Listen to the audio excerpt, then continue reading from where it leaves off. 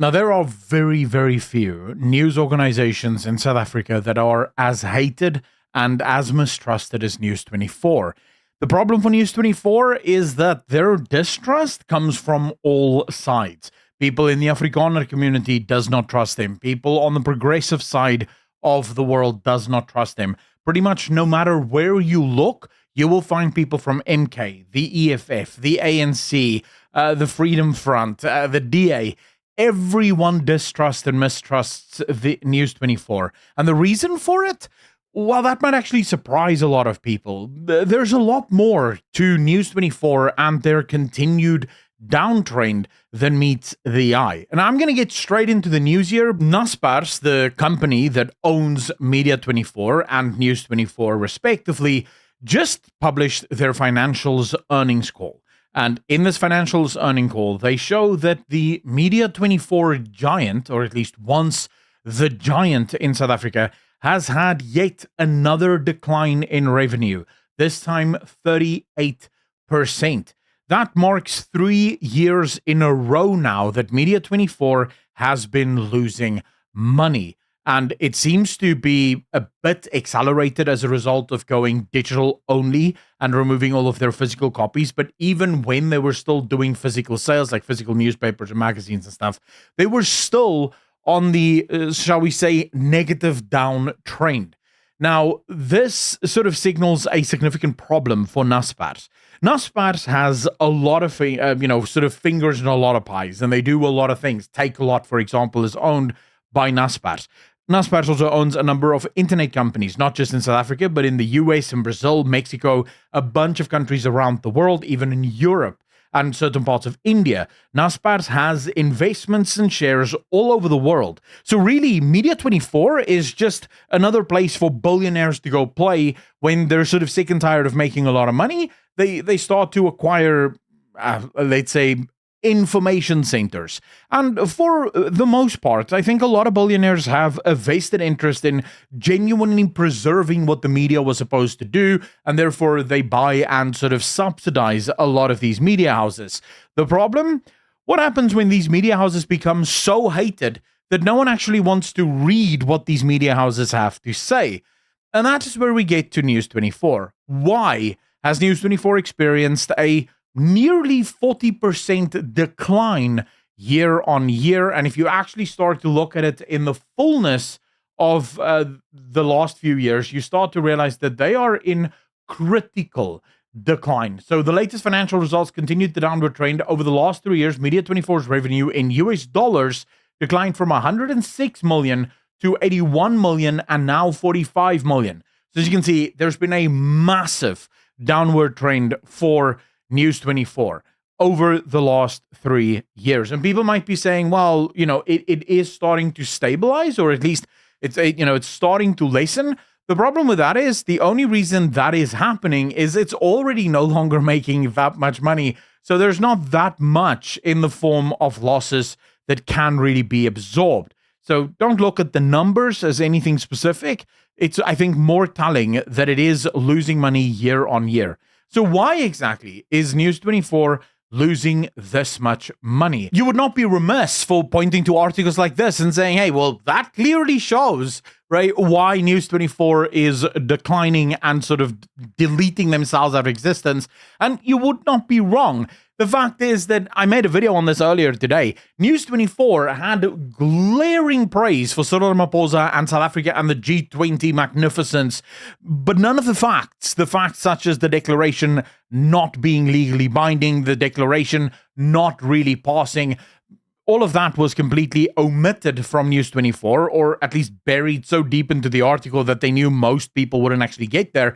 But then right at the same time, you get articles like this from News24 that shows the incredibly bad job that the ANC is doing literally on a day-to-day basis in this country. And yet News24 doesn't seem to know how to figure this out. They don't understand why they're losing this much money this fast. Now, you might be saying to yourself, but Stefan, we know, right? They're a propaganda center. They take their marching orders from the ANC, and so they have to. They're contractually obliged to celebrate any and all victories that the ANC may or may not have, perceived or otherwise. And to that, I would say, I do think there's some truth to that. I think that to some extent, News24 is a propaganda outlet, and I do think that they get a lot of marching orders from the ANC. The prominent Afrikaners letter that was signed a few weeks ago, I think is good evidence of News24 colluding with government in order to control the narrative and push the narrative to where it needs to be. But there's something far more to it. Is every single journalist that works for News24 captured by the ANC, working for the state, so to speak? The answer is no. You have to think a little bit more broadly and a little bit more happenstancely about this. All of these journalists went to universities here in South Africa, and universities in South Africa is nothing more than government propaganda centers. The government has long since got their claws into the universities, and really this has happened internationally, where most professors and most people at university are so incredibly progressive and communist thinkers that the students they churn out are also progressive, communist-minded. And so what ends up happening is, from News24's perspective, they have an option in this country. They can either become the criticizers of the ANC and actually do their due diligence to try and save South Africa from the incredible incompetence of the ANC, but that would automatically mean that they would have to side with people like AfriForum, people like Solidarity, people like myself, Afrikaners, and people like us, because it's not just white Afrikaners that have a problem with South Africa. There are plenty of black people in South Africa that are conservative capitalists that want this country to succeed. They would have to side with the capitalists in this country, and obviously they're not going to do that. These people want the communist utopia, and so by definition, they're going to have a bias towards the ANC. Here you have Karain Morgan or Megan or however how you want to pronounce her surname. One thing about South Africans, we will fight. We will always fight amongst each other, but we fight for our country with all its brokenness, beauty, and hope far harder. And my question to Karain would just be, when last has News24 fought for South Africa? You have spent the last week leading up to the G20 literally hiding every single failure and flaw of the ANC, preaching to South Africans about how AfriForum and Solidarity are traitors to this nation because they dare to bring to the forefront the obvious failures of the ANC. You have pretended like somehow it's okay to clean your house from a state of disrepair just before visitors arrive, even though it is obviously not okay. You turn a blind eye to every single flaw and failure of Cyril Ramaphosa, and yet seem to sort of pretend like you guys are the trusted voice in South Africa and everyone should be listening to you. The fact of the matter is that people like Karain, she is captured herself. She doesn't know it. She doesn't understand it. She has no ability to understand her own biases. And that's because every conservative voice at News24 has been worked out long ago. So you basically have like a circle jerk of a bunch of progressives that get together and just agree with everything that the ANC is doing, because disagreement would mean that they're automatically siding with the evil capitalists, and obviously that can't stand. This is going to continue to happen, by the way. I told you guys at the beginning of this video, we'll look at why this is happening and why this will continue to happen. And yes, it will continue to happen. It's actually going to get worse, because as these progressives, and this is usually a mark of communists and progressives, they don't know when to stop. They effectively hit a roadblock, and their answer is always just, well, go faster, right? You have to go through the roadblock, and then you go, well, it's a cliff on the other side, and they go, well, yeah, we'll learn how to fly later. Let's just go, right? That's just sort of their mindset. And so for News24, they're going to go the way of the dodo bird. They're going to go the way of every other media organization in the world. Why? Because they all think alike. Why is that? Because they're all communists and progressives. They cannot do anything other than agree with the communist progressive forces in this country. People like Julius Malema, people like Cyril Ramaphosa, true believers in the communist utopia.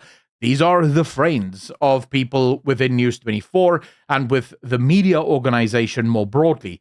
I think my prediction is that Naspers will probably at some point get rid of News24, and News24 will most likely be picked up by the ANC and just turned into what they already are, a de facto state sort of outlet where they're just the state-owned media, and they push whatever propaganda pieces the government wants out there, which is probably, they're already doing it for free or maybe we think for free, they may as well get paid for it, right? As always, that is my opinion. You can let me know your opinion in the comment section down below. Massive shout out and thank you to all of the patrons as well as the YouTube channel members. Patrons, link in the description down below, or YouTube membership, join button right below this video. If you like what I do and you want more people to have access to the content that I make, please consider hitting the like button, hitting that subscribe button, and letting the people know by sharing this video with as many people as possible. I'll see all of you in the next one.